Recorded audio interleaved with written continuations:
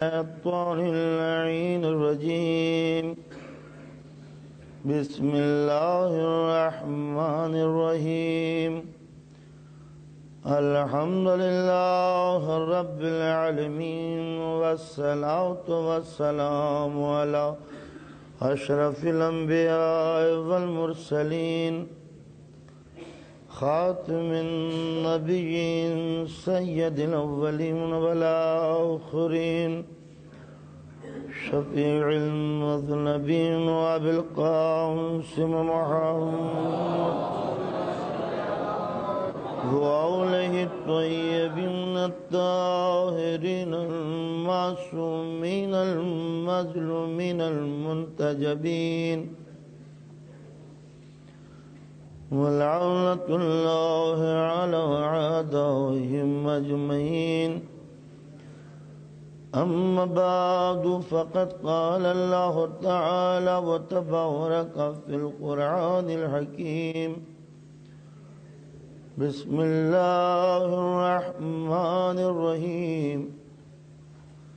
وكذلك جعلناكم أمة وسطا لتكونوا شهداء على الناس. صلوات علی محمد.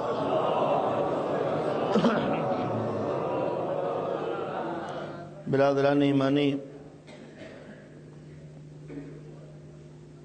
بحث اس منزل پر جا کے رکی ہے کہ انسان دنیا میں رہ کر مد و جزر کا معتقد، کبھی طوفان اور کبھی سکون، شعور انسانی، انسان کا دماغ، انسان کے احساسات، اس کی وزڈم، اس کا مائنڈ، دو نقطوں کے درمیان مسلسل تگ و دو کی منزل میں ہے، افراط اور تفرید کو یہ اپنائے ہوئے ہے، ایکسٹریمزم اس کا شعار بن چکا ہے، مذہب سے باہر ہو یا مذہب کے اندر، میدان جنگ میں ہو یا میدان صلح میں، گھر میں ہو یا دکان میں، یہ معتدل اگر رہتا ہے تو دنیا میں سکون ہے، اور جہاں وہ مڈل پوائنٹ اس سے ہٹا، یہاں انتشار ہے، ہنگامے ہیں، تشدد ہے، فتنہ و فساد ہے. تو انسانیت کی اس لڑکڑاہٹ کا نتیجہ ہے دنیا کے ہنگامے، اور انسان کی اس کجروی کو نقطۂ عدل پہ لانے کا نام ہے اسلام، جو ایک سلامتی ہے، پیس ہے، امن ہے، شانتی ہے، پیار ہے، معتدل راستہ ہے، ایک مڈل وے ہے، درمیان کا راستہ، نہ ادھر نہ ادھر، نہ افراط نہ تفرید، نہ یہ نقطہ اعتبار نہ یہ نقطہ اعتدال. نقطہ عدل پر جب انسان آئے گا تو ہر ہنگامے سے بچے گا. کل جو موضوع شروع کرتے کرتے رہ گیا تھا، وہ اس کو آج میں پھر شروع کر رہا ہوں. آج کا موضوع ہے تدبیر اور تقدیر، قضاء و قدر. میرے خیال سے جتنی تاریخ مذہب کی پرانی ہے، اتنی ہی یہ بحث بھی پرانی ہے کہ تقدیر کیا ہے اور تدبیر کیا ہے، اور انسان انہی تدبیر اور تقدیر کے دو نقطوں کے اوپر ڈگمگاتا رہا. کبھی یہ تدبیر کے ہاتھوں بک گیا اور کبھی یہ تقدیر کے ہاتھوں کا اسیر بن گیا. کبھی ہر بات تقدیر کے بلبوتے پہ کی، کبھی ہر عمل تدبیر کے بلبوتے پہ کیا. تدبیر کیا ہے اور تقدیر کیا ہے، اس کو میں اپنی زبان میں سمجھا دوں، آپ اس کو سوچتے رہیے گا، جو سمجھ میں نہ آئے بعد میں سمجھ لیجئے گا. اس لیے کہ یہ بحث اتنی پرانی ہے اور اتنی طویل ہے اور اتنی لیندی ہے کہ اس کو ایک مجلس میں قطعاً بیان نہیں کیا جا سکتا. ہمارے علماء کرام نے بہت ہی ضخیم اور موٹی موٹی کتابیں قضاء و قدر کے سلسلے میں لکھی ہیں. میں بہت ہی ہلکی لینگویج میں اس کو بیان کرنے کی کوشش کروں گا. ایک ہے مسئلہ تدبیر، ایکشن، عمل، ورک انسان کا. نظریہ یہاں یہ ہے کہ انسان اس دنیا میں آزاد ہے، جو چاہے کرے، فری ہے ہر کام کے لیے، کوئی اسے روکنے والا نہیں، کوئی اسے ٹوکنے والا نہیں، یہ خود مختار ہے، فری ہے، جو چاہے کرے. اس دنیا کے اندر کوئی طاقت، کوئی پاور، کوئی شکتی نہیں کہ جو انسان کے بڑھتے ہوئے قدموں کو روک دے اور انسان کے ارادوں میں دیوار بن جائے۔ اس میں دو اسکول ہیں۔ ایک اسکول یہ کہتا ہے کہ چونکہ کوئی سپر پاور، کوئی انرجی، کوئی گاڈ، کوئی خدا، کوئی طاقت نہیں ہے، انسان ایک طاقت ہے، لہٰذا یہ جو چاہے کرے، دنیا کے اندر کوئی سپر پاور نہیں کہ جو انسان کے ایکشن کو اپنے آرڈیننس سے روک دے۔ کلیئر؟ یعنی چونکہ کوئی سپر پاور نہیں، کوئی خدا نہیں، کوئی اللہ نہیں، کوئی گاڈ نہیں، لہٰذا انسان اس پوری کائنات میں آزاد ہے، جو چاہے کرے، اسے کوئی روک ٹوکنے والا نہیں ہے، لہٰذا انسان فری ہے، دنیا میں جو چاہے کرے، کوئی بھی نہیں جو اس کے دست قدرت کو پکڑ کے اس کے عمل کو روک سکے۔ جو چاہے کرو، you are free to do. یہ ایک اسکول ہے، یعنی خدا نہیں ہے لہٰذا انسان آزاد ہے۔ دوسرا اسکول وہ کہتا نہیں، خدا ہے، ہم مذہب کے پابند ہیں، ہم فیت رکھتے ہیں کہ کوئی خدا ہے، مگر خدا نے یہ پوری دنیا ایکشن اور ری ایکشن کے تحت بنا کے اس کو چھوڑ دیا، اور یہ پوری کائنات بائی فورس آف مومنٹم بڑھ رہی ہے، ایکشن اور ری ایکشن، ری ایکشن اور ایکشن، ایکشن اور ری ایکشن، بس یہی دو دنیا کے اندر چیزیں ہیں۔ اب خدا بالکل آزاد ہو کے بیٹھ گیا ہے، اس کا کوئی کام نہیں ہے، بالکل ایٹ ریسٹ ہے، اور اب پوری کائنات عمل اور رد عمل، ایکشن اور ری ایکشن کے تحت چل رہی ہے، لہذا کوئی سپر پاور آپ کو ڈسٹرب نہیں کرے گا۔ یعنی خدا تو ہے، مگر خدا اپنی پالیسی کے تحت آپ کو ڈسٹرب نہیں کرے گا، آپ فری ہیں، جو چاہے کیجئے، اس لیے کہ پوری کائنات عمل اور رد عمل ہے۔ سورج ٹمپریچر پھینکتا ہے، پانی گرم ہوتا ہے، ویبر بنتا ہے، بھاپ بنا، اوپر کو اڑا، ہوا لے گئی، برسات ہوئی، بارش ہوئی، پانی بہہ گیا۔ یہ ایکشن اور ری ایکشن ہے، اس میں کوئی چیز بیچ میں نہیں آ سکتی کہ جو برستی ہوئی بارش کو روک دے یا ٹمپریچر کو ڈیکریز کر دے۔ یہ ہوا ایکشن اور ری ایکشن کا فلسفہ اللہ کے ہوتے ہوئے، یعنی اللہ نے یہ پوری دنیا بنائی، اور بنانے کے بعد ایکشن اور ری ایکشن کے حوالے کر کے اب وہ پوری کائنات کو دیکھ رہا ہے، اس میں بیچ میں کوئی مداخلت جو ہے وہ قدرت کرنا گوارا نہیں کرتی، لہذا ہم عمل میں آزاد ہیں، جو چاہے کریں۔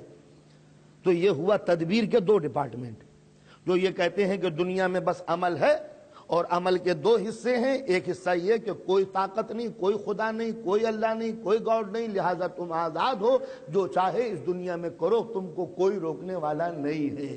دوسرے یہ کہتے ہیں نہیں، خدا تو ہے مگر وہ آرام کر رہا ہے، اب اس کے لیے کوئی کام نہیں ہے، پوری یونیورس کو اس نے گوئنگ آن چلا کے خاموش ہو کے بیٹھ گیا، وہ دیکھ رہا ہے کہ کارخانہ کس طرح یہ فیکٹری کائنات کی چل رہی ہے، ایٹومیٹک سب سسٹم ہے، لہٰذا کوئی بھی کیلکولیشن میں اس کے غلطی نہیں ہوتی، لہٰذا اس کو کسی کو ڈسٹرب کرنے کی کوئی ضرورت نہیں ہے۔ یہ تو ہوا ایک۔ دوسرا ہے وہ ہے تقدیر، یعنی اس پوری کائنات میں، اس یونیورس کے اندر کوئی شے ایسی نہیں جو خدا کے حکم کے بغیر حرکت کرتی ہو، لہٰذا یہ پوری کائنات جو ایکشن میں ہے وہ سب خدا کے کنٹرول میں ہے۔ حد یہ ہو گئی کہ حضرت انسان بھی اپنی مرضی سے اس دنیا میں کوئی کام نہیں کرتا، یہ سوتا ہے تو حکم خدا سے، جاگتا ہے تو حکم خدا سے، چلتا ہے تو حکم خدا سے، بولتا ہے تو حکم خدا سے، سوچتا ہے تو حکم خدا سے۔ یہاں تک تو بات کو سمجھنے میں آنے والی تھی، مگر آگے جو بات یہ بڑھی، اب اس نے یہ کہا اس نے نماز پڑھی تو حکم خدا سے، اس نے شراب پی تو حکم خدا سے، جب اس نے قتل کیا تو حکم خدا سے، یہ فیل ہو گیا تو حکم خدا سے، یہ پاس ہو گیا تو حکم خدا سے، دکان اس کی ٹھپ پڑ گئی، اللہ کو یہی منظور تھا، گاڑی کا ایکسیڈنٹ ہو گیا، چاہے وہ اپنی ہی غلطی تھی مگر اللہ کو منظور ہی یہ تھا، سال بھر تک اسکول میں لڑکا گیا نہیں، فیل ہو گیا، کہ اللہ کو یہی منظور تھا کہ میں فیل ہو جاؤں۔ آپ نے اندازہ لگایا، گیس کھلا ہوا چھوڑ دیا، گھر میں آگ لگ گئی، انہوں نے کہا اللہ کو منظور ہی یہ تھا کہ ایسا ہو جائے۔ اگر کوئی قتل ہوا، اللہ کو یہ منظور تھا۔ تو یہ ہوا تقدیر کا مسئلہ، دین کے اندر بھی اور دین کے باہر بھی۔ اسلام کے علاوہ بھی دوسرے مذہب مقدر کے قائل تھے کہ جو کچھ بھی دنیا میں ہو رہا ہے وہ سب بھاگ ہے، مقدر ہے، سب کچھ، اور اسلام کے اندر بھی یہی فلسفہ آیا کہ بس جو کچھ بھی ہو رہا ہے وہ اللہ کر رہا ہے. شروع میں پبلک کو یہ بات بڑی اچھی معلوم ہوتی ہے کہ جو کچھ بھی ہو رہا ہے اللہ کے حکم سے تو ہو رہا ہے اور کیا ہے. لیکن اس کا جو رزلٹ نکالا بعد میں وہ بڑا بھیانک تھا. کسی نے اگر نماز پڑھ لی کہ اللہ نے اس کے مقدر میں لکھ دیا تھا. کسی نے میدان جنگ میں فتح حاصل کی کہ اللہ نے اس کے مقدر میں لکھ دیا تھا. چلیے بات یہاں تک تو ہو گئی, لیکن کوئی ہار گیا کہ ان کے مقدر میں بھاگنا لکھ گیا تھا. تو آپ نے اندازہ لگایا کہ اس کا رزلٹ نکلتے نکلتے وہاں تک نکلا کہ جو صاحبان کمال تھے, جن کا اچھا کریکٹر تھا, جنہوں نے اچھے کام کیے ہیں, اس کو بھی یہ کہہ کے انہوں نے چالو کر دیا کہ جی ہاں اللہ نے مقدر میں لکھ دیا. کیا کرے اس میں؟ نماز نہ پڑھتے تو کیا کرتے, رکوع میں زکوٰۃ نہ دیتے تو کیا کرتے, سجدے کو طول نہ دیتے تو کیا کرتے, اللہ نے مقدر ہی میں لکھ دیا تھا. تو لہٰذا میدان جنگ میں جم گئے, اللہ نے مقدر میں لکھ دیا تھا. مولانا شبلی جیسا محقق ہمارے اس پیریڈ کا, وہ اپنی کتاب الفاروق میں لکھتے ہیں کہ خیبر کے دروازے کو جو فتح کیا تو بڑے بڑے بہادر آدمی گئے, مگر پلٹ کے سب آئے. 39 ڈیز پاس ہو گئے اور کوئی خیبر کو فتح نہ کر سکا. اگلا جملہ لکھتے ہیں, خیبر کو فتح نہ کر سکا چونکہ قضاء و قدر نے خیبر کی فتح علی کے مقدر میں لکھ دی تھی. اندازہ لگایا, اس سے رزلٹ یہ نکالا کہ قضاء و قدر نے, یہ جملے ہیں الفاروق کے, مگر قضاء و قدر نے خیبر کی فتح کو علی کے مقدر میں لکھ دیا تھا. اس کے کیا معنی ہوئے؟ یعنی جو خیبر فتح نہ کر سکے ان کے بیچاروں کا کوئی قصور نہیں ہے, اس لیے کہ خدا ایسا الیکٹرونک طریقے سے کام چلا رہا تھا کہ بیچارے جو بہادر تھے وہ پلٹ کے ایک دم پلٹ کے آ جاتے تھے, چاہتے بھی بڑھے مگر فرشتے پکڑ کے گھسیٹ لیتے تھے. اور علی جیسا کمزور آدمی کہ جس کی آنکھیں دکھی ہوئی تھی, نہ جانے کس طرح ان کو پش کر دیا اور ہاتھ کو بڑھا کے خیبر چلیے قضاء و قدر مقدر میں خیبر کی فتح ان کے لکھ دی. ان بیچاروں کے نام نامہ اعمال میں بدنامی, بزدلی, فرار, اور ان کے نام میں کامیابی. تو یہ میرا سبجیکٹ نہیں ہے, ادھر میں مثال کے طور پر آ گیا. تو اگر حقیقتاً یہ تسلیم کر لیا جائے کہ یہ جتنے بھی کارنامے ہوئے وہ سب قضاء و قدر نے, تقدیر نے, مقدر میں لکھ دیے تھے, تو اب سمجھ میں نہیں آتا کہ ایک ایک آئٹم کو ہم ریورس گیئر میں پلٹ کے ذرا غور کرتے ہیں کہ دنیا کے سب سے عظیم خاندان میں پیدا ہوئے, مقدر.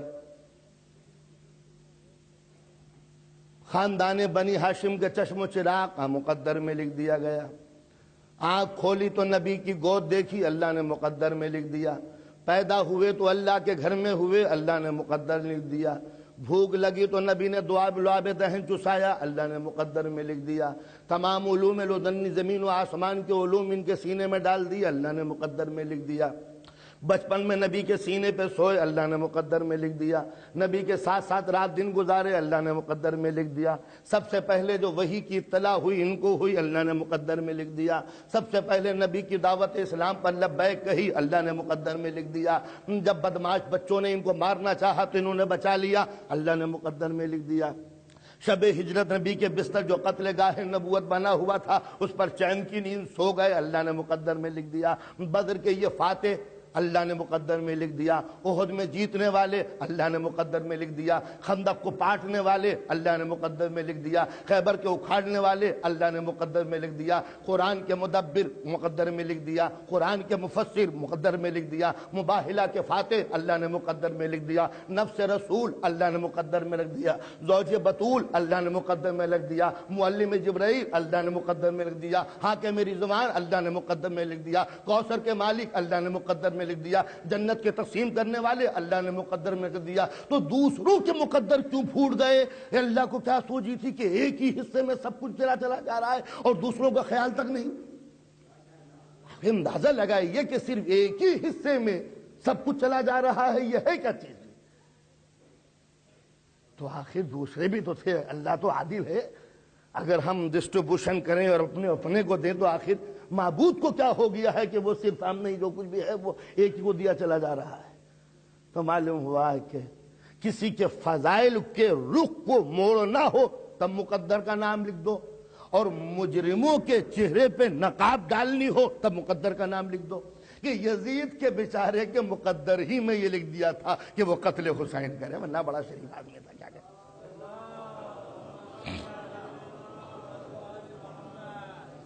تو جناب یہ ہوئے تدبیر اور تقدیر. تو میری تقریر یہاں تک آئی تھی، یہاں تک کہ تقدیر ایک شے، تدبیر ایک چیز. تدبیر ایکشن، عمل. اس عمل کے دو حصے ہیں. ایک وہ کہ جو یہ کہتے ہیں کوئی خدا نہیں لہذا تم آزاد ہو جو چاہے کرو. ایک وہ یہ کہتے ہیں کہ نہیں خدا تو ہے مگر اس پوری کائنات کو وہ بنا کے اب سو گیا ہے، آرام کر رہا ہے، لہذا وہ انسان کو ڈسٹرب نہیں کرتا، لہذا انسان آزاد ہے جو چاہے کرے. یہ ہوا تدبیر. تقدیر کیا ہے کہ ہم جو کچھ بھی کر رہے ہیں وہ مجبور ہیں، چاہے ہم اچھا کریں یا برا کریں وہ سب من جانب اللہ ہے. انسان مجبور محض ہے، وہ کچھ نہیں کر سکتا. وہاں یہاں ایک لفظ بولی جاتی ہے مجبور محض، اور وہاں ایک لفظ بولی جاتی ہے مختار کل، یعنی سب کچھ ہول سول اس کے ہاتھ میں ہے، جو چاہے کرے. انسان مختار کل اور یہاں انسان مجبور محض، بس بیچارہ مجبور ہے، کچھ نہیں کر سکتا. جو چاہتے ہیں وہ کریں. چاہے وہ میر تقی میر کا وہ مشہور و معروف شعر، ناحق ہم مجبوروں پر یہ تہمت ہے مختاری کی، جو چاہتے ہیں سو آپ کیا، ہم کو ابس بدنام کیا. یہ ایک طنز ہے، ٹاؤنٹ ہے گویا اس نظریے پر کہ ناحق ہم مجبوروں پر یہ تہمت ہے مختاری کی، جو چاہتے ہیں آپ کیا، ہم کو ابس بدنام کیا. جو چاہ رہے ہیں آپ کر رہے ہیں اور بدنام کر رہے ہیں ہمیں کہ تم نے یہ شراب پی، تم نے قتل کر دیا، تم نے یہ گناہ کیا، تم نے وہ گناہ کیا. لہذا ناحق ہم مجبوروں پر یہ تہمت ہے مختاری کی، جو چاہتے ہیں سو آپ کیا، ہم کو ابس بدنام کیا. تو یہ ہوئے دو حصے. تو اب ظاہر ہے کہ یہ بھی ایکسٹریم ہے اسلام کے نزدیک اور یہ بھی ایکسٹریم ہے اسلام کے نزدیک. نہ اسلام میں یہ درست ہے اور نہ اسلام میں وہ درست ہے. ان دونوں کے درمیان ایک شے ہے جو اسلام کا نقطہ نظر ہے. صلوات پڑھیں محمد و آل محمد. تو اب آئیے سب سے پہلے یہ بات کہ کوئی طاقت نہیں ہے، کوئی پاور نہیں ہے، کوئی انرجی، کوئی خدا، کوئی اللہ، انسان اس دنیا میں آزاد ہے. یہ بحث بہت لمبی ہے کہ خدا ہے یا نہیں. لہذا اس کو اگر ہم بحث میں لے کے آئے تو موضوع اگرچہ موضوع رہے گا مگر ہٹا ہوا رہے گا. تو لہذا یہ آج کی تقریر سے یہ خارج کیا جاتا ہے کہ کوئی خدا نہیں مگر انسان آزاد ہے. تعجب کی بات یہ ہے کہ یہ تمام انسان کی خوبیاں، یہ تمام اس کا جمال و کمال، اور پھر انسان کا یہ عقیدہ کہ کوئی خدا نہیں ہے، اور پھر یہ بحث کہ خدا کو ماننے اور نہ ماننے کا فائدہ کیا ہے. یہ ساتھ ساتھ اس میں خدا مانتے ہیں کیا مل گیا آپ کو، ہم نہیں مانتے کیا بگڑ گیا ہمارا. تو صرف ایک جملہ اس کے اوپر اور آگے چلوں گا. سب سے پہلے یہ کہ خدا کو ماننے کا فائدہ ہماری ذات پر کیا ہوگا اور خدا کو نہ ماننے کا فائدہ ہماری ذات پر کیا ہوگا. آواز جو آ رہی ہے قولوا لا الہ الا اللہ فتفلحوا، کہو کہ خدا ایک ہے تاکہ تمہاری فلاح ہو جائے، اصلاح ہو جائے، تاکہ تمہاری بھلائی ہو جائے. یعنی انسان کی بھلائی اس وقت ہوگی کہ جب انسان کسی اللہ کا ماننے والا ہوگا، اور جب انسان خدا کے وجود کا انکار کر دے گا تب انسانیت کی فلاح و بہبود نہیں ہو سکتی. تو آئیے دو جملے اس کے اوپر کہ انسان کے اوپر کیوں ضروری ہے کہ وہ خدا کو مانے. بندہ پرور ایک چھوٹی سی مثال دے رہا ہوں. ایک ایسی کانفرنس کا تصور کیجئے جہاں تمام نیشن ایک جگہ اکٹھی ہو جائے، یو این او کا کوئی سینٹر، سارے انسان ایک جگہ جمع ہو کے بیٹھ جائیں اور ان کے دماغوں سے خدا کا تصور تھوڑی دیر کے نکال لیجئے. تو جب یہ ہیومینٹی ایک سینٹر پر جمع ہوگی، کالے گورے پیلے چھوٹے ناٹے موٹے غریب مالدار اچھے برے ترقی یافتہ ایک جگہ جب جمع ہوں گے تو انسان کبھی انسانوں کی بھیڑ کو دیکھ کر مطمئن نہیں ہوتا. اسے تفریق چاہیے، اسے ڈویژن چاہیے، اسے انتشار چاہیے. ایک دنیا میں جب یہ تمام انسان جمع ہوئے تب اس نے پوری دنیا کو دیکھا کہ یہ ایسٹ اور ویسٹ والے سب ایک جگہ جمع ہیں، تو اس نے ایک چھوٹی سی چنگاری چھوڑی کہ میں الگ ہوں اور یہ سب الگ. کہا تم الگ کیسے ہو اور یہ الگ کیسے ہیں؟ کہا میرا تعلق ایسٹرن گروپ سے ہے اور یہ سب ویسٹرن گروپ کے ہیں۔ میں نے دیکھا کہ کوئی پورب کا آدمی کون سا ہے، مشرق کا آدمی کون سا ہے، تو اتنے مجمع میں اس ایک آدمی کو اپنا ہم خیال بنانے کے لیے میں نے ایک دوسرا سینٹر بنایا کہ میاں تم اور ہم تو مشرق کے رہنے والے ہیں، دنیا کے ایسٹرن گروپ کے رہنے والے ہیں، مشرق کے رہنے والے ہیں، لہذا ان مغرب والوں کو چھوڑو، ہم مشرق والے ایک طرف ہوئے جاتے ہیں۔ یعنی سب سے پہلے انسان نے ایک دیوار قائم کی، ڈویژن قائم کیا اپنے طرف کے جھکاؤ کے لیے کہ ہم ایسٹرن گروپ کے ہیں، تو انسان نے ایک راستہ بنایا، ایک لائن کھڑی کر دی، ڈویژن ہوا، باؤنڈری ہو گئی، تم مغرب کے ہو، ہم مشرق کے ہیں۔ اب مشرق میں آدمی سما کے آ گیا، یعنی اب یہ ڈکریز ہونے لگا، تنزل ہونے لگا، زوال ہونے لگا، گراوٹ ہونے لگی۔ پہلے پوری انسانیت تھی، مگر جب انسان نے ایک سرکل میں سب کو دیکھا تو ایک اس میں دیوار لگائی تفریق کی، ایک بیج بویا نفرت کا، ایک وادی کھو دیا دعوت کی، فتنہ بپا کیا غیر محبت کا۔ تم پورب والے، مشرق والے سب ایک طرف ہو جاؤ۔ اب مشرق کا گروپ یہ سب بیٹھ گیا، تو اب مشرق والے متحد ہونے چاہیے تھے، مگر انسان پھر گرا۔ اب یہ دیکھتا ہے کہ اس مشرق میں ایشیا والے کون سے ہیں، بھئی ایشین گروپ والے ہم ایک طرف ہیں، لہذا تم میٹنگ کے بعد مجھ سے مل لینا جو ایشیا کے رہنے والے ہیں۔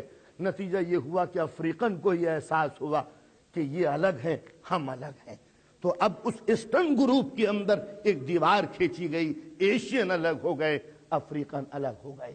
ہم الگ میٹنگ کریں گے اپنی، ہم ان کے ساتھ نہیں بیٹھیں گے۔ ایک بڑا سا ہال لے کر ایشین کنٹریز کے سارے آدمی ایک جگہ جمع ہو گئے۔ اب ہم نے دیکھنا شروع کیا یہ سب ایشین ہے۔ ایک مرتبہ ہم نے چپکے سے آواز دی، دیکھو بھائیوں، جو رشیا کے ملک کے رہنے والے ہیں وہ ایک طرف ہو جائیں، کمیونسٹ بلاک الگ ہو جائے ایشیا میں، چین کا اور ایشیا کا، روس کا۔ نہ تو یہ ہوا کہ پھر ہم نے ایک ڈویژن کیا اپنے مفاد کی خاطر۔ جب وہ ایک طرف ہو گیا، رشن گروپ ایک طرف ہو گیا، کمیونسٹ گروپ، اب ایک مرتبہ آواز دی، بھائیوں ہم رشن ہیں، سب کمیونسٹ ہیں، سب کمیونسٹ بلیو کرتے ہیں، لہذا جو چائنا کے ماننے والے ہیں وہ ایک طرف ہو جائیں، جو رشیا کے ماننے والے ہیں ایک طرف ہو جائیں۔ دوسرا گروپ بھی اپنی پارٹی کو لے کے آگے چلا گیا، کہا بھائیوں عرب والے ایک طرف ہو جائیں، ایران والے ایک طرف ہو جائیں، ہمارا ایک گروپ ہے۔ جب عرب والے ایک جگہ جمع ہو گئے، یہ عرب نیشنز ہیں، تو چلیے عرب نیشن آپ ہیں تو متحد ہو جائیے، مگر آدمی گر رہا ہے۔ جب گر رہا ہے تو کسی ایک نقطے ایک پوائنٹ پر رکے گا نہیں، گرتا چلا جائے گا۔ ہم سب عرب ہیں۔ جب عرب ہیں تو اب یہ کہا کویت والے سب الگ ہو جائیں، یمن والے الگ ہو جائیں، بحرین والے الگ ہو جائیں، سعودی عرب والے الگ ہو جائیں، عراق والے الگ ہو جائیں، مصر والے الگ ہو جائیں۔ آپ نے دیکھا انسان گرتا رہا، اور جب وہ کسی ایک شہر ملک کے اوپر آ گیا تو اب ملک کے اندر اس نے صوبے تلاش کرنے شروع کیے۔ صوبے کتنے ہیں؟ تو نیشنلزم ختم ہوا، اب پروونشلزم کو ابھار کے رہنے لگا۔ بھائیوں ہمارے صوبے کے آدمی کون کون ہیں؟ یو پی والے سب ہاتھ اٹھا دیں، وہ سب ہمارے بھائی ہیں۔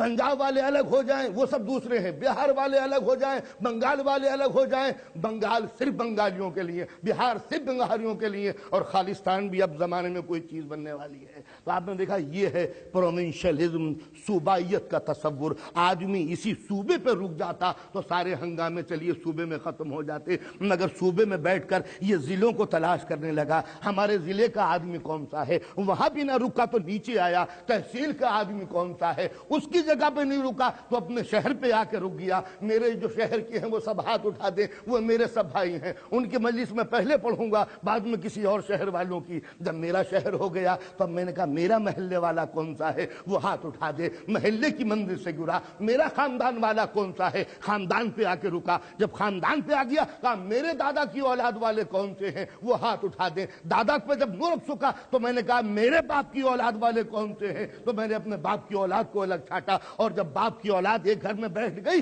تو میں نے کہا پہلے میں ہوں، بعد کو بھائی ہے، بعد کو بہن ہے، باپ بعد کو ہے، بیوی الگ ہے، پہلے میری ذات ہوگی۔ اور جب انسان اپنی ذات پر بھی آیا تو اپنے مفاد کو کھو دیا۔ آپ نے اندازہ لگایا انسانیت جب گری ہے تو کسی منزل پر رکتی ہوئی نظر نہیں آتی۔ یہ ہے انسانیت کا نقطہ زوال۔ لقد خلقنا الانسان فی احسن تقویم ثم رددناہ اسفل سافلین۔ انسان کو ہم نے بڑا اچھا بنایا تھا مگر کم وقت گرتا چلا گیا اور وہاں جا کے رکا جہاں سے گرنے کی اب کوئی امید نہیں ہے، لاسٹ پوائنٹ کے اوپر۔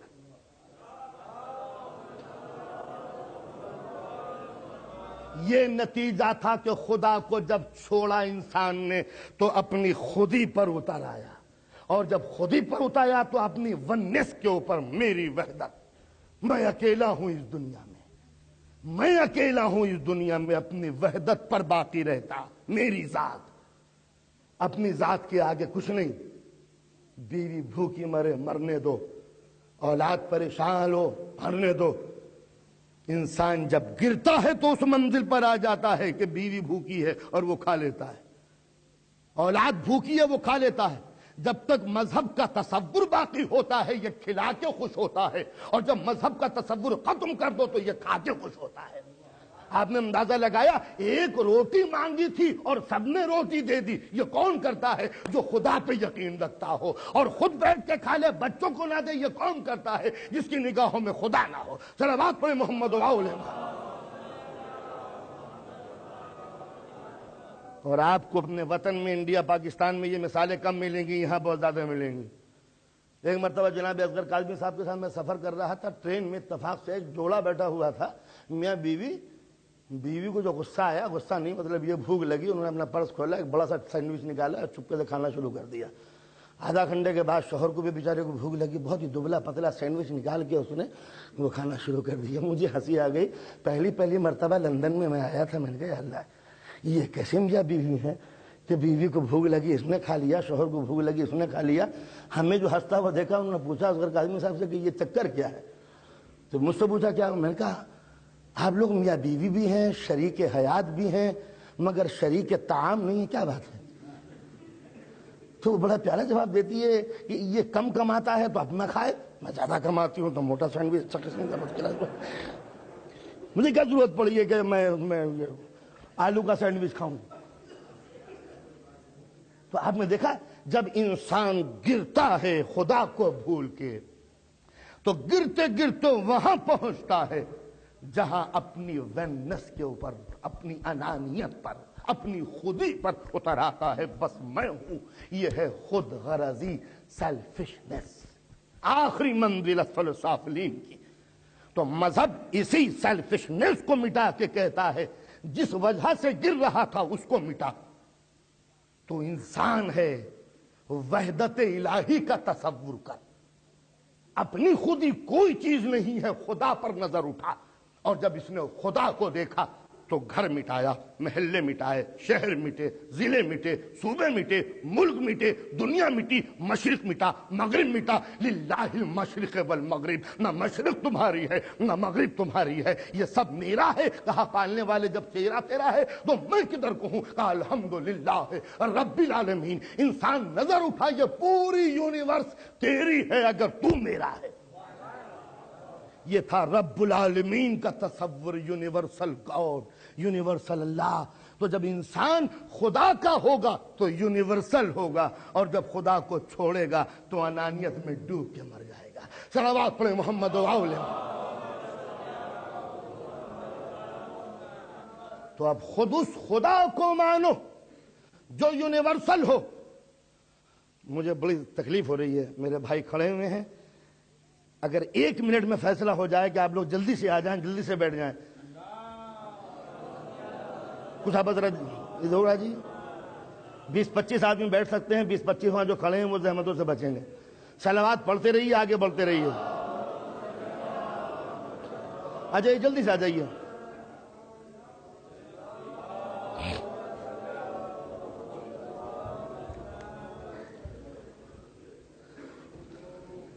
آپ لوگ ذرا کس کی ذرا ہل کے مت بیٹھ جایا کیجیے، وہ لوگ کھڑے ہوئے ہیں۔ ہماری تو بحث ہی یہی ہے کہ خود ہی کو چھوڑیے، خدائی کو لے کے چلیے۔ صلوات پڑھیں محمد و آل محمد۔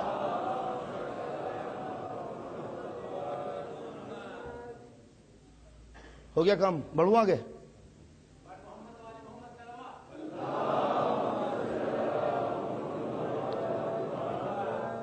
تو بندہ پرور، سب سے پہلے میں نے عرض کیا تھا کہ انسان نے خدا کے وجود کا انکار کر کے کہا کہ ہم آزاد ہیں، جو چاہے کریں اس دنیا میں، جو چاہے کریں اس دنیا میں۔ صادق آل محمد کے سامنے اللہ کا ذکر کہ آیا کہ خدا نہیں ہے، ایک منکر نے آ کے کہا مولا کوئی خدا نہیں ہے، کوئی معبود نہیں ہے، بلا وجہ مسلمان اللہ اللہ اللہ کیے جاتے ہیں۔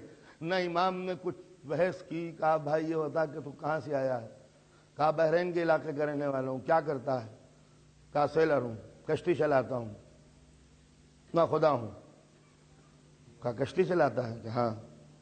کبھی کبھی ایسا بھی ہوا کہ کشتی سمندر میں چلی گئی ہے؟ کہا کبھی ایسا بھی ہوا ہے کہ رات کی تاریکی میں تیری کشتی بھنور میں پھنس گئی ہو، اسٹارم آ گیا ہو، طوفان؟ کہا کبھی ایسے بھی ہوا ہے کہ بادبان چپو ٹوٹ گئے ہوں، ساتھی بچھڑ گئے ہوں، کشتی ہو اور تو ہو، طوفان ہو، رات ہو، بھیانک ہو، موت ہو، تصور ہو، خوف ہو، ہراس ہو؟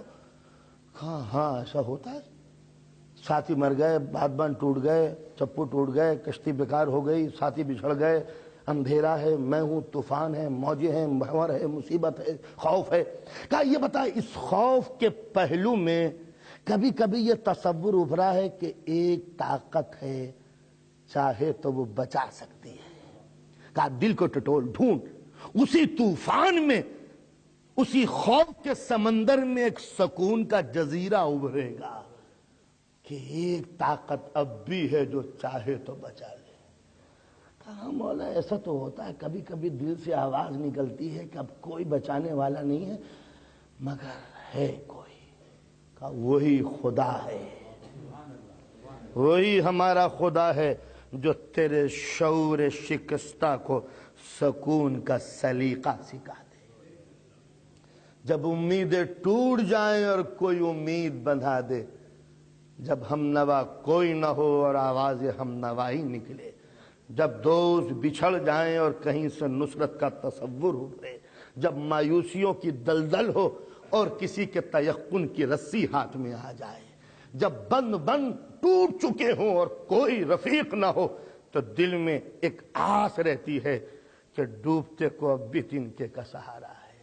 یہ ہے ہمارا خدا، اور جب وہ خدا ہے تو وہ بیکار نہیں ہے، اس نے عمل اور رد عمل ضرور پیدا کیا ہے، اس خدا نے ایکشن اور ری ایکشن کو ضرور کریٹ کیا ہے، مگر وہ خدا خود مختار ہے، اس نے مجھے بھی خود مختاری دی ہے، اس لیے کہ اگر وہ خود مختار نہ بناتا تو دوزخ و جنت کس کے لیے بناتا؟ دوزخ و جنت کا بنانا ہی اس بات کا ثبوت ہے کہ میرا ایگزام ہوگا، میرا ٹیسٹ ہوگا، میری پریکشا ہوگی، میرا امتحان ہوگا، لہذا مجھے مختار بنایا ہے، اس نے آزاد بنایا ہے، فری بنایا ہے، اس لیے کہ اگر انسان آزاد نہ ہوتا تو قیدی کا امتحان نہیں لیا جاتا، آزاد کا امتحان لیا جاتا ہے۔ انسان تو آزاد ہے، جو چاہے کر، لیکن اپنی آزادی سے ناجائز فائدہ نہ اٹھانا، کہیں یہ نہ سوچ لینا کہ میں آزاد ہوں تو اب خدا کچھ نہیں کر سکتا۔ نہیں، ہم نے تجھے آزاد بنایا ہے، مگر جب چاہیں ہم تیری آزادی کا گلا گھونٹ کر اپنی خود مختاری کا اعلان کر دیں۔ یہ ہے مذہب کا تصور۔ انسان ہم نے تجھے آزاد بنایا ہے، اس لیے کہ اگر آزاد نہ بناتے تو یہ کہتا کہ مقید سے، قیدی سے جو اریسٹڈ ہو اس کو امتحان کیسا؟ تو ہم نے تجھے آزادی بخشی ہے، جو چاہے کر، قتل کر یا قتل ہو جا، شراب پی یا بدکاری کر، چوری کر یا ڈاکہ ڈال، ستا یا دنیا کو پریشان کر، تو آزاد ہے، جو چاہے کر، اس لیے کہ ہم نے تیرا امتحان لینا ہے، جزا و سزا بھی دینی ہے، نیکیاں کرے گا تو ہم جنت میں دیں گے، برائی کرے گا تو دوزخ میں دیں گے۔ یہ پنشمنٹ اور انعام بتا رہا ہے کہ اگر انسان آزاد نہ ہوتا تو انسان کو جزا و سزا کیسے ہوتی، مگر اے سر پھرے انسان کہیں اپنی آزادی کی رو میں بہ کے یہ نہ سوچ لینا کہ میں میں آزاد ہوں، جو چاہے کروں اور کوئی طاقت مجھے چیلنج نہیں کر سکتی. ہم جب چاہیں تیری آزادی کا گلا گھونٹ کر اپنی خود مختاری کا کلمہ پڑھوا سکتے ہیں. تو آزاد ہے میرے نبی کو گرفتار کر لے، تو آزاد ہے کہ تو مقید نبی کو قید میں ڈال دے، تو آزاد ہے کہ میری جنگل کی پیدا کی ہوئی لکڑیوں کے ڈھیر لگا دے، تو خود مختار ہے کہ ان لکڑیوں میں آگ لگا کے آگ کے شعلے بھڑکا دے، تو خود مختار ہے کہ میرے نبی کو مشین میں رکھ کر آگ کی طرف پھینک دے، مگر کیا خود مختار ہے کہ تو جلا بھی دے؟ اب تک ہماری قدرت قاہرہ دیکھتے تماشا دیکھتے رہی کہ تو کیا کیا کر سکتا ہے. تو نے سب کچھ کیا، تو نے خلیل خدا کو گرفتار کر کے آگ کے بھڑکتے ہوئے شعلوں میں ڈال دیا. بس تیری آخری طاقت یہی ہے نا. بس جہاں تیری طاقت دم توڑتی ہے وہیں سے ہماری طاقت کی ابتدا ہوتی ہے.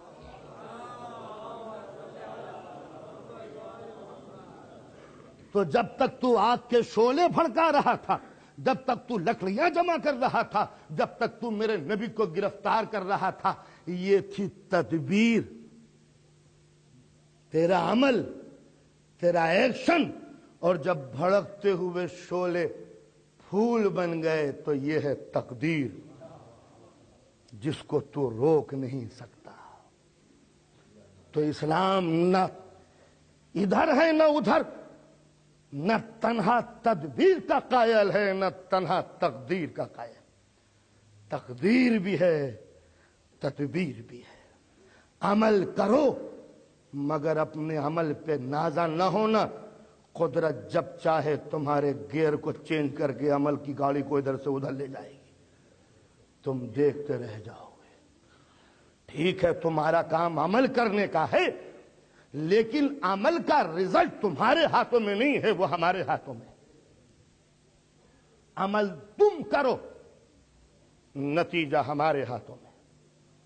تمہارے ہر عمل کو بیکار کر دیں یہ ہمیں اختیار ہے، عمل کا اچھا رزلٹ دے دیں یہ بھی ہمارا اختیار ہے.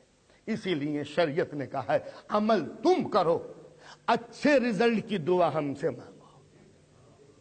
حضرت علی علیہ السلام نہج البلاغہ میں فرماتے ہیں اپنے بیٹے سے محمد حنفیہ سے کہ محمد حنفیہ میدان قتال میں اتر جاؤ، میدان جنگ تمہارے سامنے ہے. یہ دشمن کا ٹڈی دل لشکر، یہ ٹھاٹے مارتے ہوئے ظلم کی دیواریں، یہ لاکھوں کا انسانوں کا یہ جھرمٹ، ان پر حملہ کر دو. دیکھو دانت پہ دانت جمع رہے، دل میں کوئی کمزوری نہ آئے، بازوؤں میں خوف کا احساس پیدا نہ ہو.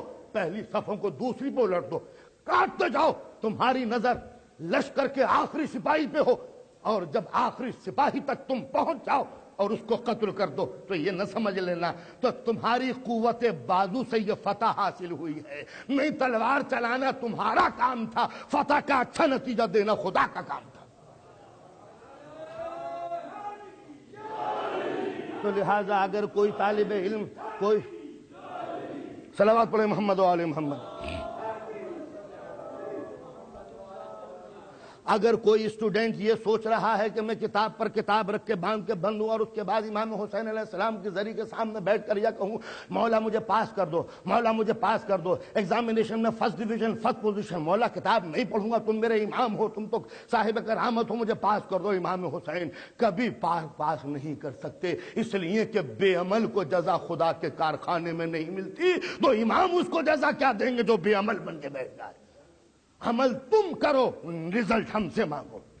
لڑکا پڑھ رہا ہے محنت سے مشقت سے، مولا سبق یاد کرنا، پڑھنا، سلیبس کورس یاد کرنا میرا کام ہے، اچھا رزلٹ دینا آپ کا کام ہے.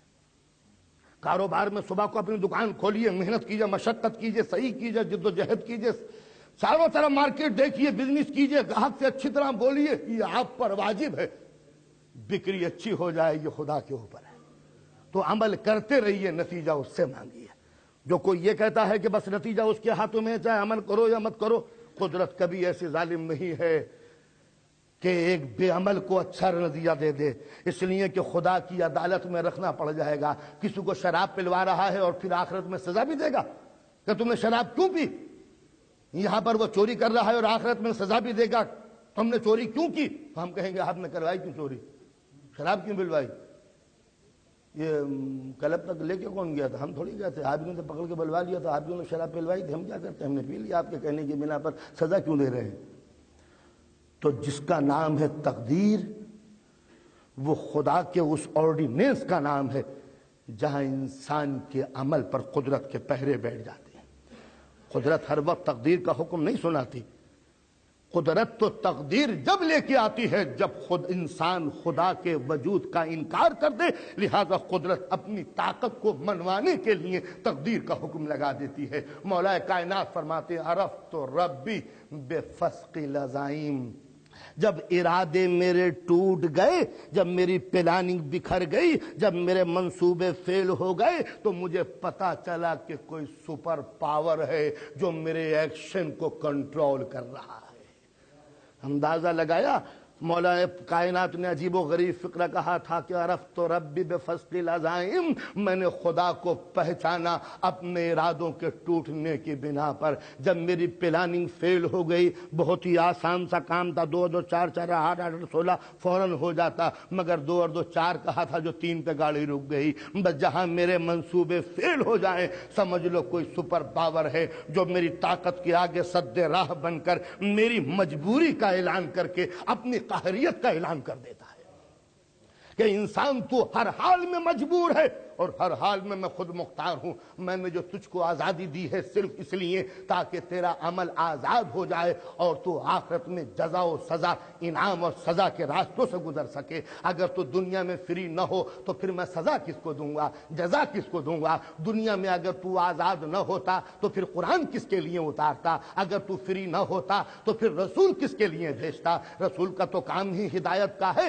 جو جکڑا ہوا ہو اس سے ہدایت کی کیا امید ہے؟ تو آزاد تھا، جو چاہے کر، چاہے قتل کر دے، چاہے کوئی نیکی کام کر لے، چاہے شراب پی لے، چاہے مسجد کی طرف چلا جا۔ ایک یہ منزل ہے، ایک یہ منزل ہے۔ اب بتائے کون کہ شراب پینا حرام ہے؟ یہ سمجھائے کون کہ نماز پڑھنا واجب ہے؟ اس کے لیے ضرورت تھی کہ کوئی رسول آتا، کوئی قانون لے کے آتا۔ مگر سوال یہ ہے کہ اس جسم کے اندر وہ کون سی چیز ہے کہ جو قرآن کو سمجھ لیتی، جو نبی کو ووٹ دے دیتی اور اس کو پسند کر لیتی؟ تو قدرت نے اس نبی کی زبان کو سمجھنے کے لیے شعور پیدا کیا، عقل پیدا کی، وزڈم پیدا کی، دماغ پیدا کیا۔ یہ دماغ نبی کو پہچانتا ہے، یہ شعور قرآن کو سمجھتا ہے۔ جب نبی کہتا ہے کہ برائی سے بچو تو دماغ کہتا ہے واقعاً برائی سے بچنا چاہیے۔ تو یہ 2 آوازیں جب مل جاتی ہیں تب انسان مسلمان بنتا ہے۔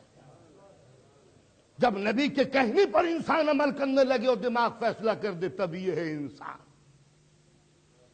تو انسان کو آزادی دی گئی، فریڈم اس کو بخشی گئی تاکہ یہ اچھے اور برے کام کر سکے۔ تو یہ ہے تدبیر اور یہ ہے تقدیر۔ تو نہ ہم تنہا تدبیر کے قائل ہیں اور نہ تنہا تقدیر کے قائل ہیں۔ بلاغت الحسین میں امام حسین علیہ السلام سے یہی مسئلہ پوچھا گیا تھا، مولا کیا ہم آزاد ہیں یا مقید ہیں؟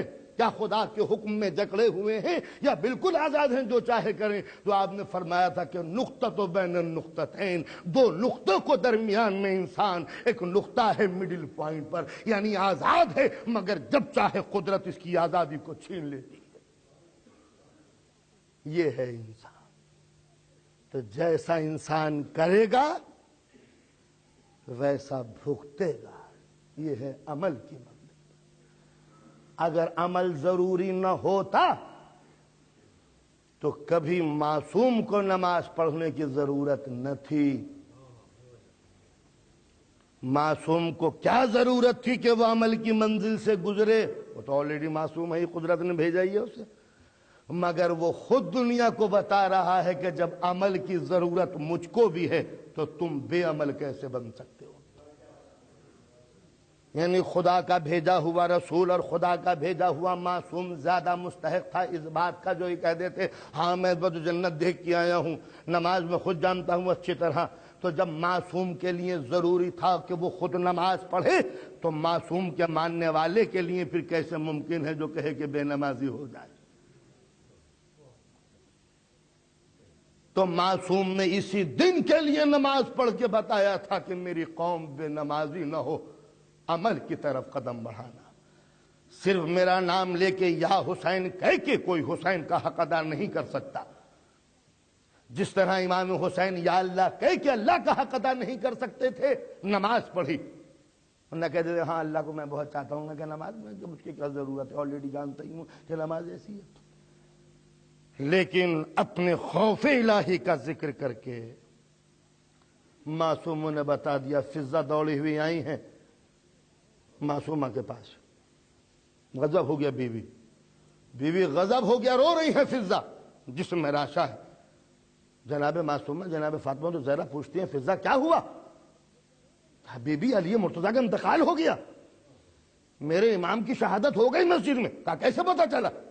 کہا میں مسجد میں کھڑی ہوئی تھی، امام نماز پڑھنے کے لیے گئے، ایک مرتبہ جسم میں راشا پیدا ہوا، نیچے گر گئے، میں آگے بڑھی، نبضوں پہ ہاتھ رکھی، پتا چلا کہ نبضیں ڈوب گئی ہیں۔ یہ سننا تھا کہ جناب سیدہ مسکرائی، فضہ تو نے پہلی مرتبہ علی کی یہ کیفیت دیکھی ہے؟ ہر نماز کے وقت علی مرتضیٰ کی یہی کیفیت ہوتی ہے، خوف الہی سے اس طرح کانپتے ہیں کہ جیسے ابھی دم نکل جائے گا۔ امام محمد باقر علیہ السلام نے جناب سید سجاد سے امام زین العابدین کے سجدوں کو دیکھ کر یہ فرمایا کہ بابا آپ اتنی عبادت کرتے ہیں، اتنی عبادت کرتے ہیں کہ دنیا میں مجھے کوئی عبادت گزار آپ سے بڑھ کر نظر نہیں آیا۔ امام زین العابدین فرماتے ہیں باقر وہ سامنے کتاب رکھی ہوئی ہے جو میرے جد کی ہے، ذرا اٹھا کے تو لے کے آؤ۔ جناب محمد باقر وہ کتاب لے کے آئے جو جناب علی مرتضیٰ کی تھی، ذرا کھولو تو صحیح۔ کھولا، چند ورق پڑھے تھے جو بند کر کے کہا اللہ اکبر، جسم میں راشا پڑ گیا امام محمد باقر کے۔ کہا باقر کیا ہوا؟ کہا بابا میں تو یہ سمجھ رہا تھا کہ آپ سے بڑھ کر کسی معصوم نے سجدے نہیں کیے، مگر علی مرتضیٰ کی عبادت کو دیکھ کے احساس ہوتا ہے کہ دنیا میں میرے جد سے زیادہ کوئی عبادت گزار نہ تھا۔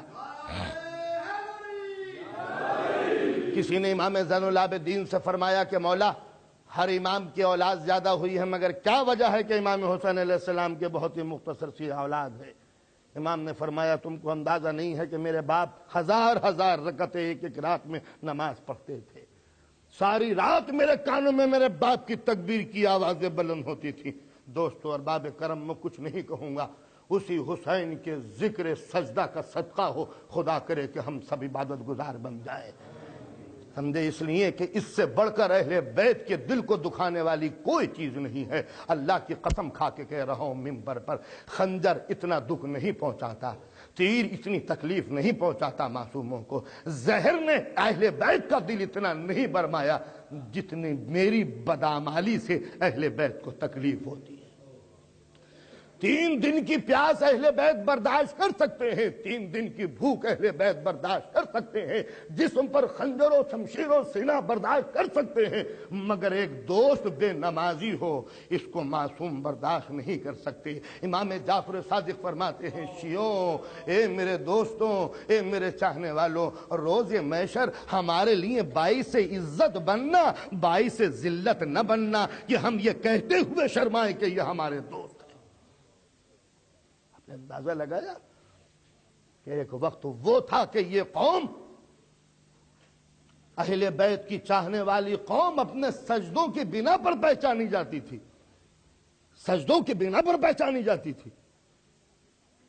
عجیب و غریب واقعہ کہ ابن زیاد کا ایک جاسوس آیا ہے کوفے میں، اس جاسوس کا کام یہ تھا کہ یہ پتہ لگائے کہ جناب مسلم کہاں۔ جناب مسلم کی گرفتاری کے لیے ابن زیاد کا جاسوس آیا ہے، مسجد میں جا کے رک گیا، نماز پڑھ رہا ہے، روزے رکھ رہا ہے، ساری رات تلاوت کر رہا ہے، صبح کو نماز، دوپہر کو نماز، رات کو نماز، ہر وقت نماز، اتنے سجدے، اتنی عبادت، اتنی ریاضت، اتنی گریہ وزاری، اتنا قیام و رکوع سجود کیا کہ مسجد کے کونے میں ایک بیٹھا ہوا عبادت گزار چونک کے دیکھتا ہے کہ یہ مسجد کوفہ میں نمازی کون سا آیا ہے۔ ایک عجیب و غریب واقعہ، پوچھا کہ بھائی تم کون ہو، ادھر آؤ، معلوم ہوتا پردیسی ہو۔ کہاں پردیسی ہوں؟ کہا میں تم سے پوچھنا چاہتا ہوں کہ جناب ہانی کہاں ہے۔ اس جاسوس نے سوال کیا کہ میں تم سے پوچھنا چاہتا ہوں کہ جناب ہانی کہاں ہے۔ کہا یہ بتاؤ کہ تم نے مجھ سے ہی جناب ہانی کا پتہ کیوں پوچھا؟ کہا جناب ہانی کا پتہ تم سے کیوں پوچھا؟ تم مجھ سے ہی پوچھنا چاہتے ہو کہ میں نے تم سے کیوں پوچھا؟ اس لیے کہ کیا نہیں جانتے کہ اہل بیت کے محب اپنے سجدوں کی بنا پر پہچانے جاتے ہیں؟ تم سے بڑھ کر کوفے میں نے کسی کو نمازی نہیں پایا تو مجھے یقین ہو گیا کہ جناب مسلم کا دوست ہانی ہی ہو سکتا ہے۔ تو آپ نے دیکھا کہ دشمن کے قلعوں کے اندر بھی یہ بات محفوظ تھی کہ اگر کسی اہل بیت کے محب کو سمجھنا ہو، دیکھنا ہو، تو اس کی کثرت عبادت کی بنا پر دیکھ لینا۔ جو مسجد میں زیادہ نماز پڑھے وہ اہل بیت کا چاہنے والا ہوگا، جو زیادہ سجدے کرے وہ اہل بیت کا محب ہوگا، جو آل رسول کا چاہنے والا ہوگا وہی خدا سے زیادہ خوف خدا رکھتا ہوگا، عبادت کرتا ہوگا۔ تو کبھی میری پہچان تھی زیادہ عبادت کرنا، آج میری پہچان ہے سجدوں سے انحراف کرنا۔ سجدوں سے جدا ہیں تو ہم، عبادت سے دور ہیں تو ہم، نماز سے ناآشنا ہیں تو ہم، قرآن سے ناواقف ہیں تو ہم، حج سے نابلد ہیں تو ہم۔ خدا کرے ہمیں توفیق دے۔ اس لیے کہ ہماری بدعمالیوں سے اس امام کو تکلیف ہوتی ہے جو امام آج بھی قائم ہے۔ اس لیے کہ ہمارے یہاں یہ روایت ہے کہ امام کے پاس ہر روز ہر انسان کے کارنامے جاتے ہیں، خصوصیت سے جب ان کے چاہنے والوں کے کارنامے جاتے ہیں کہ تمہارے محب نے آج اتنی بدکاری کی، اتنے شراب کے جام پیے، اتنی نمازیں ترک کی، اتنا جھوٹ بولا، اتنی خطائیں کی، اتنا غبن کیا، تو اہل بیت کے اس آخری نمائندے کا دل خون بہانے لگتا ہے۔ آپ نے اندازہ لگایا ارباب کرم، اہل بیت سے وابستگی ایک بہت بڑی فضیلت ہے۔ خدا کرے ہم مستحق بن جائیں، حسین کے ساتھی بن جائیں۔ اس لیے کہ زیارت میں یہ کہنا یا لیتنی کنت معکم، کاش کربلا والو ہم تمہارے ساتھ ہوتے، تو یہ کہنا کاش ہم تمہارے ساتھ ہوتے بہت آسان کام ہے، مگر یہ سمجھ کے کہنا کہ کاش ہم تمہارے ساتھ ہوتے بڑا مشکل کام ہے۔ وہ اہل بیت کے سجدے، وہ آل رسول کی عبادت، وہ حسینیوں کا تقوی، وہ محبان اہل بیت کی سجدہ ریزیاں، ان کی پیشانی کو دیکھ کے پتہ چلتا تھا کہ یہ آل رسول کے چاہنے والے ہیں۔ رات و دن کے گریہ وزاری کو دیکھ کے پتہ چلتا تھا کہ یہ آل رسول ہے۔ کیسی کیسی ہستیاں پیدا کی۔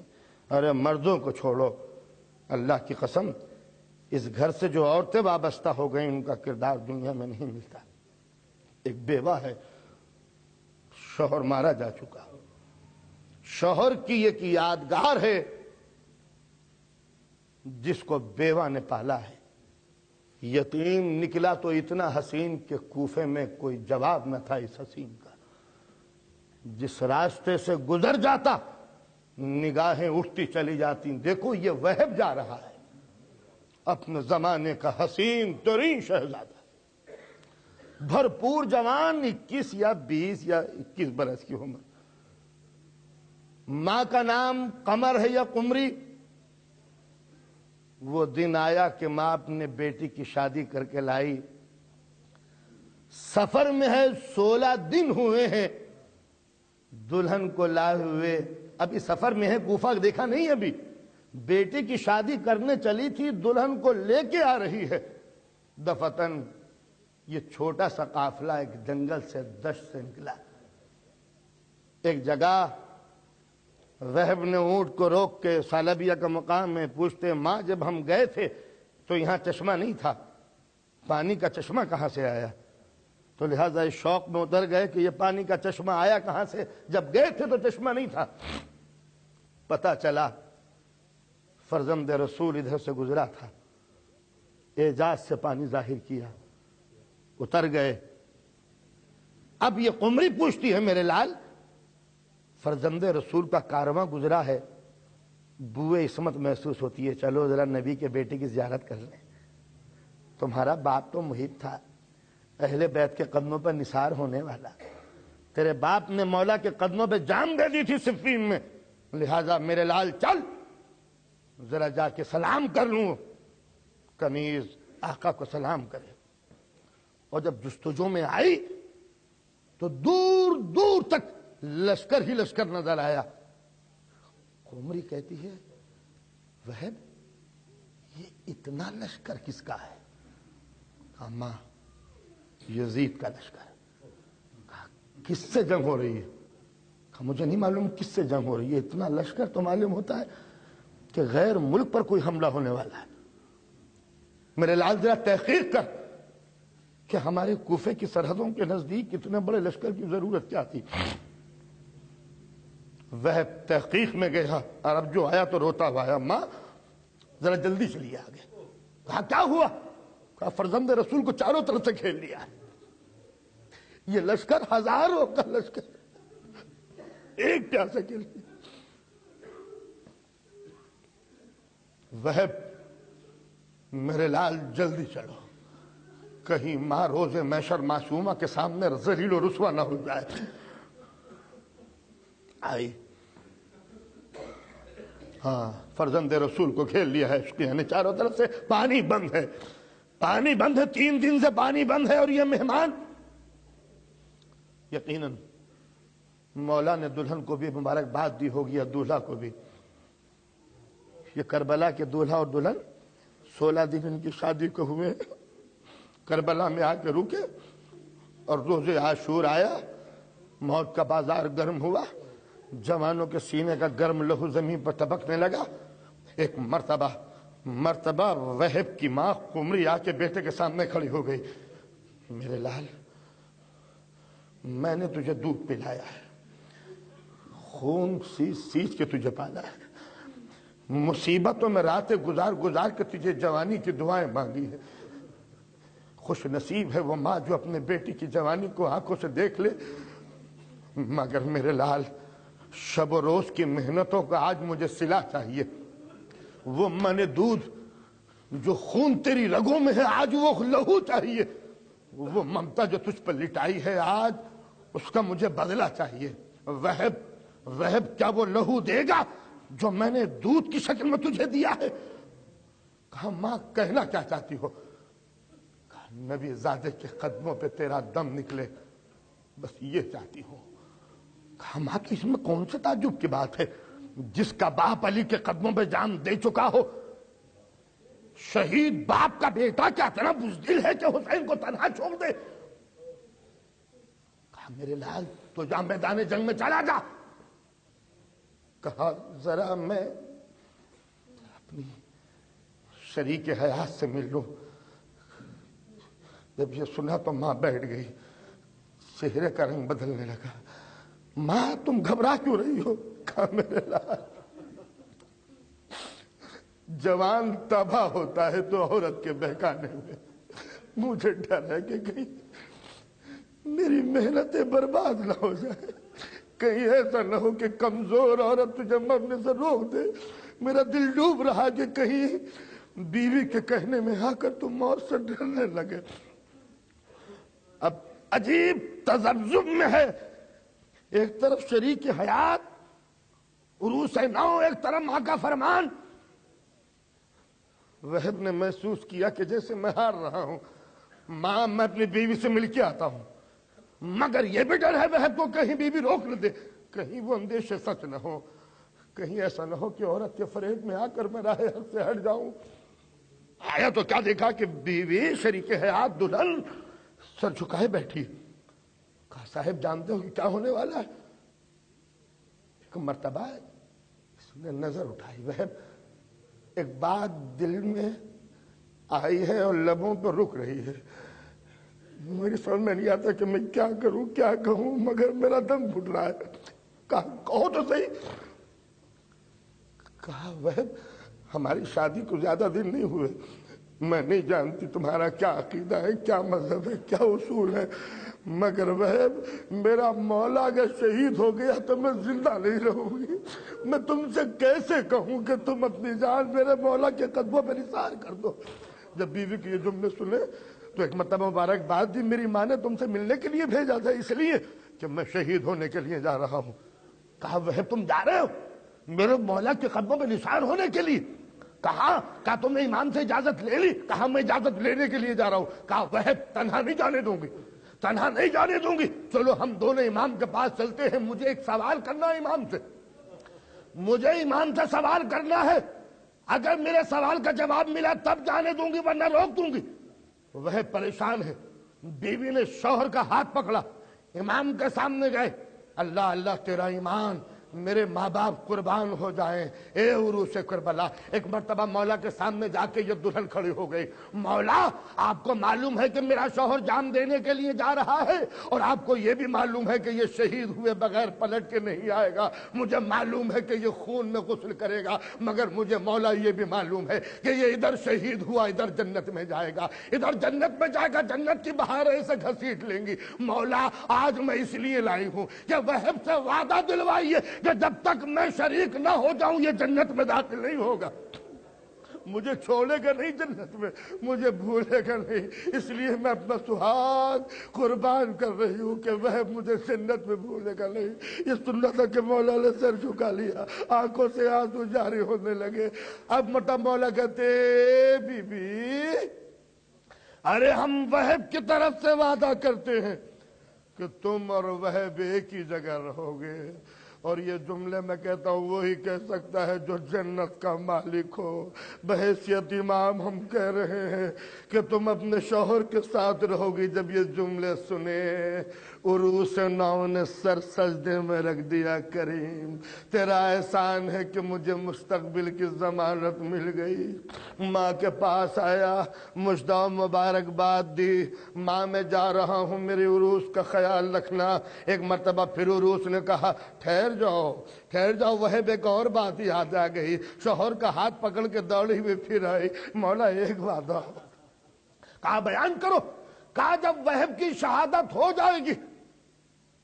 مولا میرا باپ نہیں ہے کوئی، میرا بھائی بھی نہیں ہے، میرا کوئی قبیلے کا کوئی رشتہ دار نہیں ہے سوائے آپ کے۔ اے مولا ایک شرف چاہتی ہوں کہ میرا شوہر جب مر جائے تو میں زینب کی کنیزی میں آ جاؤں، اور زندگی بھر زینب کی نہیں چھوٹے چھوٹے بچوں کی خدمت کروں گی۔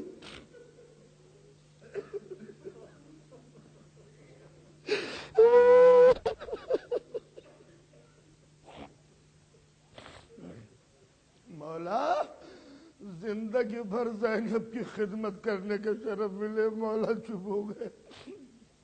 ہاں تم ہمارے ہی ساتھ رہو گی بیوی، اب وہب کو اجازت دو۔ وہب گئے، جنگ کری، پہلے ہی حملے میں 40 سواروں کو قتل کیا، داد شجاعت دیا، فوج بھاگنے لگی، کوفے کے سورما پیچھے ہٹنے لگے، میدان صاف ہوا۔ ایک مرتبہ وہب نے رجز خوانی شروع کی، ارے میں اہل بیت کا غلام ہوں، کوئی ہے جو میرے سامنے آئے؟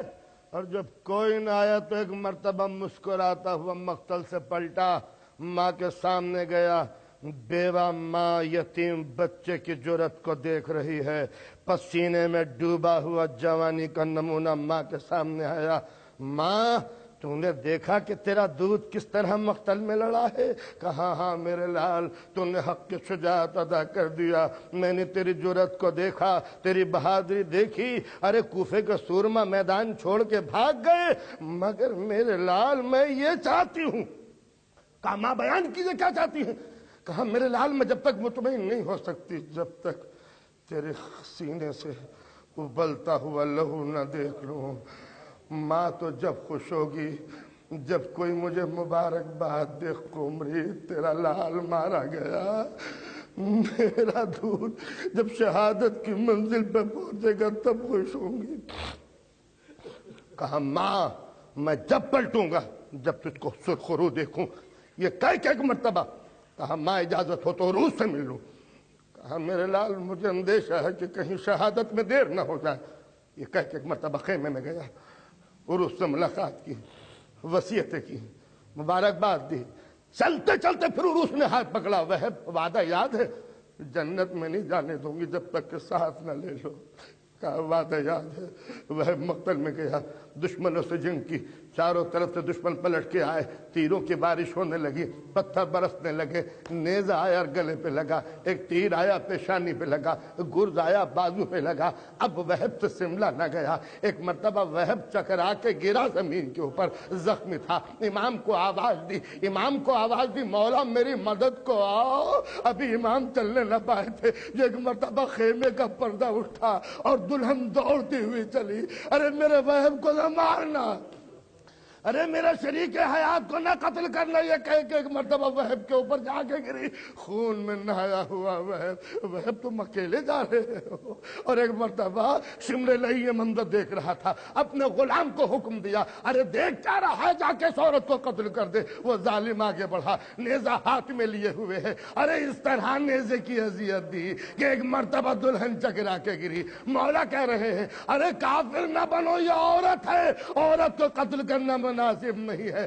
ظالم نے عورت کو قتل کیا، دلہن قتل ہوئی، وہب کا سر کاٹا۔ ایک مرتبہ ماں بڑے اطمینان سے اپنے خیمے کے سامنے بیٹے کی شہادت کو دیکھ رہی ہے۔ شمر لعین بیٹے کا کٹا ہوا سر لے کے آگے بڑھا، اے ام وہب پہچانتی ہو وہب کے سر کو؟ یہ کہہ کے شمر نے سر کو پھینکا، ماں نے سر اٹھایا، بوسا دیا اور یہ کہتی ہے ارے جو صدقہ ہو اس کو پھینک دیتے ہیں، ہم قبول نہیں کرتے۔ ارے بیٹے کو حسین پر میں نے نثار کر دیا، اب یہ صدقہ و ہدیہ واپس نہیں لیا۔